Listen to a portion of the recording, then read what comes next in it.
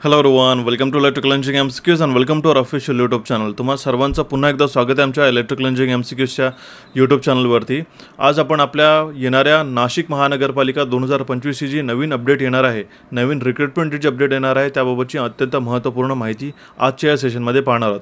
बघा, civil, electrical and मेकॅनिकलसाठी तिन्ही पदांसाठी, तिन्ही कॅटेगरीसाठी, तिन्ही ब्रांचेससाठी जे आहे ह्या पोस्ट आलेल्या आहेत आणि टोटल ज्या पोस्ट आहेत त्या आपल्याकडे 114 पोस्ट आपल्या नाशिक महानगरपालिकेच्या आपल्याला पाहावयास मिळेल. ठीक आहे, याची डिटेल नोटिफिकेशन देणार आणि सोबतची संपूर्ण माहिती मी तुम्हाला आजच्या व्हिडिओमध्ये देईलच. पण सोबतच चॅनलला फर्स्ट टाइम व्हिजिट करत असाल तर आजच इलेक्ट्रिकल इंजिनिअरिंग एमसीक्यू चॅनलला सबस्क्राईब करा आणि बेल नोटिफिकेशनला क्लिक करून ऑलवरती क्लिक करा, जेणेकरून तुम्हाला टाइमली अपडेट पाहावयास मिळेल. ठीक आहे, सेशनला जर सुरू करतोय, पण जर तुम्ही आपले कॅपिट्यूड्स आणि इलेक्ट्रिकल इंजिनिअरिंग एमसीक्यूचे ॲप्लिकेशन डाउनलोड नाही केले तर आजच ॲप्लिकेशन डाउनलोड करून घ्या. त्यावरती आपल्याला फ्री क्विजेस हे पाहावयास मिळतील. ठीक आहे, सोबतच यामध्ये PYQचा जो फोल्डर आहे हा आपण अपडेट करतो आहे. ठीक आहे, कॅपिट्यूडच्या ॲप्लिकेशनला सुद्धा PYQचा फोल्डर आहे, यामध्ये सुद्धा तुम्हाला प्रिव्हियस इयर क्वेश्चन्स पेपर पाहावयास मिळतील. सोबतच इलेक्ट्रिकल इंजिनिअरिंग एमसीक्यूच्या ॲप्लिकेशनला ओपन केल्याबरोबरच तुम्हाला फ्रीमध्ये PYQs हे ॲक्सेस करता येतील. यामध्ये सगळे PDF जे असतात ना प्रिव्हियस इयर क्वेश्चनचे हे तुम्हाला पाहावयास मिळतात. आता हे जर झाले आपल्या ॲप्लिकेशनची माहिती, मी तुम्हाला सरळ या नाशिक महानगरपालिकेचं जे शॉर्ट सर्क्युलर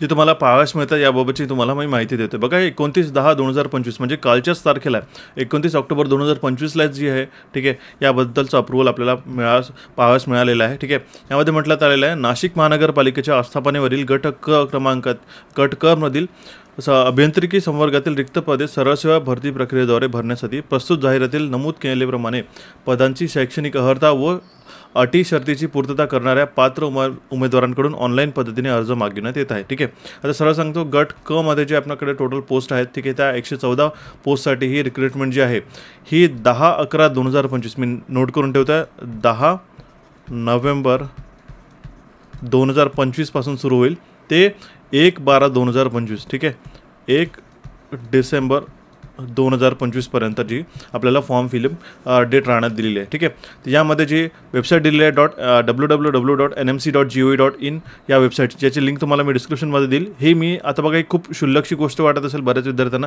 की वेबसाईटसुद्धा सांगतात आहे.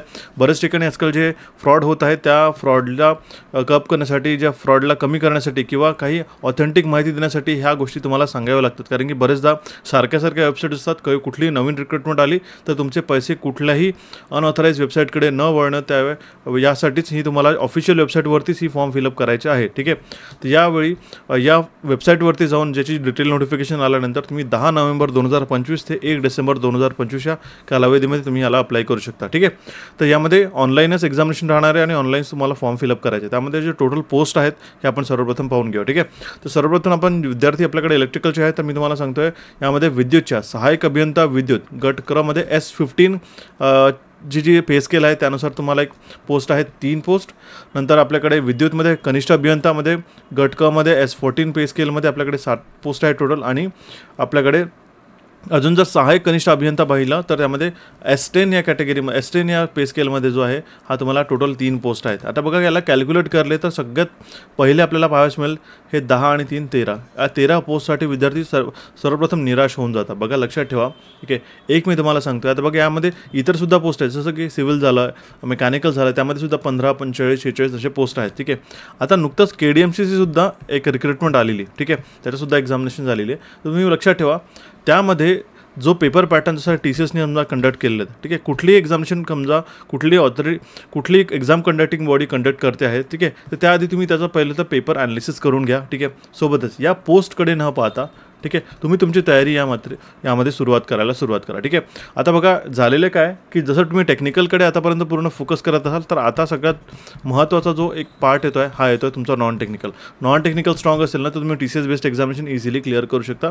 आणि जर तुमचे टेक्निकलमध्ये कॉन्सेप्ट जर स्ट्रॉंग नसेल, ठीक आहे, तर कॉन्सेप्टला स्ट्रॉंग करणं आजच सुरू करून टाका, कारण की सगळे पेपर्स आजकाल कॉन्सेप्च्युअल यायला लागले. ठीक आहे, तर नो मॅटर वॉट तुमच्याकडे 13 पोस्ट आहेत. ठीक आहे, स्टील यू आर एलिजिबल. आता बघा, या S15 कॅटेगरीसाठी आपल्याकडे डिग्री अलाउड आहे. ठीक आहे, नंतर कनिष्ठ अभियंता, सहाय्यक कनिष्ठ अभियंतासाठी डिग्री आणि डिप्लोमा दोन्ही अवेलेबल आहेत. ठीक आहे, तर हे तुम्ही एलिजिबल आहेत. समजा आता तुमच्याकडे मल्टिपल कॅटेगरीसाठी तुम्ही एलिजिबल आहात, तर आता बघा डिग्री आणि डिप्लोमा यासाठी एलिजिबल आहात. तर तुम्ही तुमच्याकडे जर डिग्री असेल तर तुम्ही सहाय्यक अभियंता, कनिष्ठ अभियंता आणि सहाय्यक कनिष्ठ अभियंता फिलअप करू शकता. तुमच्याकडे फक्त डिप्लोमा आहे तर तुम्ही या 2 पोस्ट फिलअप करू शकता.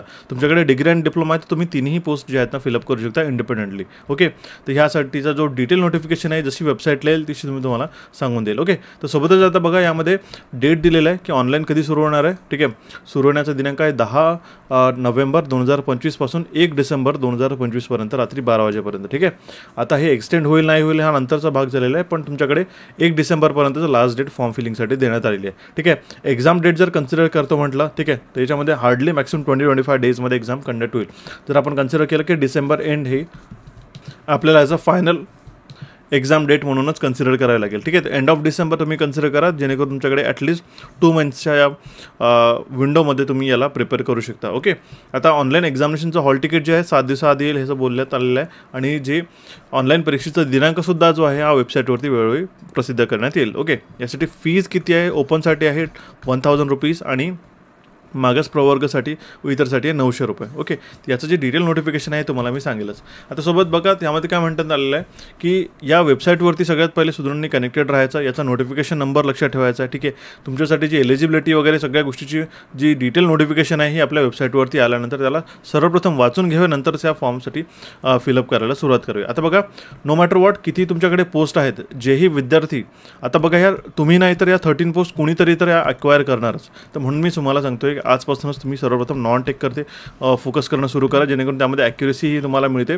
आणि सोबतच टेक्निकलला जे आहेत हे नुसते क्वेश्चन्स न लावता, नुसते MCQs न करता जे आहेत हे तुम्ही डिटेल कॉन्सेप्ट जे आहे वाचणं सुरू करा, जेणेकरून तुम्हाला अत्यंत महत्त्वाचे जे कॉन्सेप्ट्स आहेत त्यानुसार जे प्रश्न आजकाल परीक्षेमध्ये विचारले जातात त्यानुसार तुम्हाला परीक्षेमध्ये ते प्रश्न डील करण्याची फार मदत मिळेल. ओके, सोबतच त्याचा डिटेल व्हिडिओ मी तर घेऊन येणारच आहेत की कशाप्रकारे तुमचा रोडमॅप असायला पाहिजे वगैरे, या सगळ्या बाबतची मी माहिती जी आहे डिटेल नोटिफिकेशन आल्यानंतर तुम्हाला देईलच. त्यासाठी इलेक्ट्रिकल इंजिनिअरिंग MCQ चॅनलला सबस्क्राईब करून ठेवा. पण सोबतच तुम्हाला सांगतोय कॅपिट्यूटच्या ॲप्लिकेशनला यासाठीचा जो नॉन टेक्निकलचा सिलेबस आहे, जसं की संपूर्ण मराठीचा कोर्स झाला, ठीक आहे, किंवा जनरल इंग्लिश झालं, ठीक आहे, सोबतच आपल्याकडे रिजनिंग आणि GK GS हे सगळे टॉपिक्स जे आहेत ना आपण कव्हर केलेले आहेत. या कोर्सेसला एनरोल करून नॉन टेक्निकल तुमचं स्ट्रॉंग करून घेत चला. ठीक आहे, सोबतच टेक्निकलसाठी जर तुम्हाला एकच कोर्स हवा असेल, जर जेणेकरून तुम्हाला मल्टिपल एक्झाम्सला टॅकल करायचं असेल तर हा मास्टर कोर्ससुद्धा तुम्ही एनरोल करू शकता. ठीक आहे, किंवा याचा जो डेडिकेटेड कोर्स येईल त्यासाठी तुम्ही या नंबरवरती व्हॉट्सअप करून विचारू शकता. ठीक आहे, त्याची बॅच लवकरच सुरू करण्यात येईल आणि लिमिटेड स्टुडंटसाठीच मी त्याला मेंटरशिप देणार आहोत.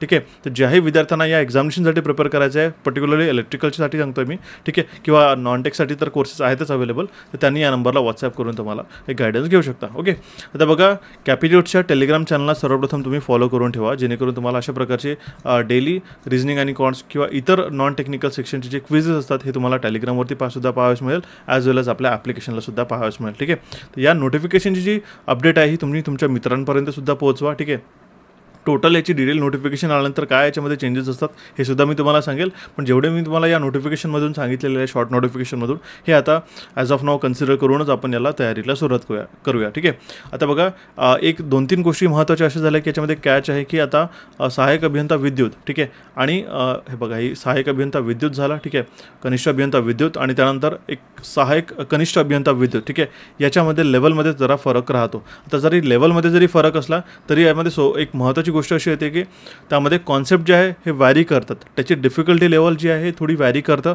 म्हणून तुम्ही तुमच्या अकॉर्डिंगली प्रिपरेशन आजच सुरू करायला पाहिजे. ठीक आहे, सोबत नॉन टेक्निकलमध्ये कुठले मेजर टॉपिक्स करायचे आता बघा हे कोणीच सांगत नाही, सरळ सांगतात की तुम्हाला रिजनिंग करायचं आहे, कॉन्ट्स करायचं आहे किंवा GK GS करायचं आहे, इंग्लिश करायचं आहे, मराठी करायचं, पण त्यातही कुठले टॉपिक्स आहेत स्पेसिफिकली हे सुद्धा तुम्ही लक्षात ठेवा. KDMCच्या वेळी असं सुद्धा झालेलं त्यांनी सिलेबस जो आहे शेवटी प्रसिद्ध करण्यात आलेला होता त्यांचा. ठीक आहे, त्यामुळेच म्हणतोय की कोर सिलेबस जो आहे तुमचा हा तुम्ही सर्वप्रथम लक्षात ठेवा, कव्हरअप करा. त्याबद्दल जे ॲडिशनल टॉपिक्स असतात ना, ठीक आहे, हे एकदा सिलेबस जर आला तर तुम्ही त्याला सुरुवात करू शकता, पण आता मात्र वाट न पाहता, ठीक आहे, 30 तारखेची म्हणजे 10 तारखेची फॉर्म फिलअपची वाट न पाहता आजपासूनच प्रिपेअर करायला सुरुवात करा. ठीक आहे, टोटल आपल्याकडे 13 पोस्ट आहे. ठीक आहे, तुम्ही प्रिपेअर नाही करत असाल तर ऑलरेडी आपल्याकडे बरेच स्टुडंट्स आहेत जे यासाठी प्रिपेअर करतात आणि ती 13 जागा भरल्या जातील, ही मात्र यासाठी मी तुम्हाला शाश्वती देतोय. ठीक आहे, असं नाही की तुम्ही टोटल 13 पोस्ट आहे त्याला डिमोटिवेट होऊन बरेच विद्यार्थी विचार करतात की मी याला फॉर्म फिलअपच करत नाही किंवा ट्रायच करत नाही. ठीक आहे, आता यामध्ये काय होतं की जेव्हा अशा 1, 2, 10 पोस्ट येतात ना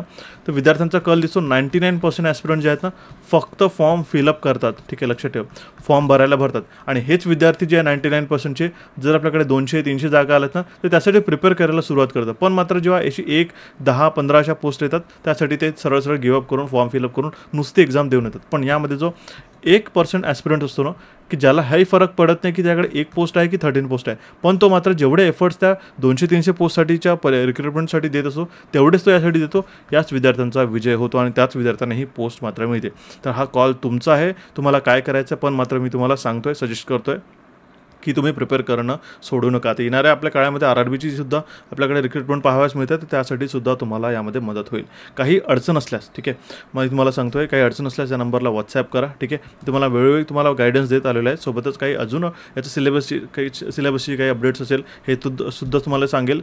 सोबतच त्याच्यामध्ये जे PYQs वगैरे असतात हे सुद्धा आपल्या ॲप्लिकेशनला, दोन्ही ॲप्लिकेशनला अपडेट करून घेऊ. त्याची जी लिंक आहे ही तुम्हाला डिस्क्रिप्शन बॉक्समध्ये पाहाव्यास मिळेल. या सेशनला तुमच्या मित्रांपर्यंत पोहोचा. आपल्या चॅनल इलेक्ट्रिकल इंजिनिअरिंग MCQs आणि कॅपिट्यूटला इथे क्लिक करून सबस्क्राईब करा. टेलिग्रामला कनेक्टेड राहा, सुद्धा तुम्हाला टाइमली अपडेट पाहायला मिळेल आणि इथे क्लिक करून तुम्ही रिसेंट सेशन पाहू शकता.